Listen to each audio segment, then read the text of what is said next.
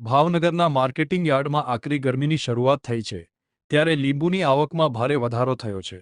ઘણા દિવસોથી ગ્રામ્ય વિસ્તારોમાંથી લીંબુ ભરેલા વાહનોની સતત આવક થઈ રહી છે। ગરમીના સમયમાં લીંબુની માંગમાં વધારો થઈ રહ્યો છે, સાથે તેના ભાવમાં પણ વધારો થાય છે। ત્યારે હાલ ભાવનગર માર્કેટિંગ યાર્ડમાં મોટી સંખ્યામાં લીંબુનું વાવેતર કરતા ખેડૂતો લીંબુ લઈને પહોંચી રહ્યા છે। આમ લીંબુની માંગ વધતા ભાવમાં પણ જબર ઉછાળો આવવાની શક્યતા રહેલી છે।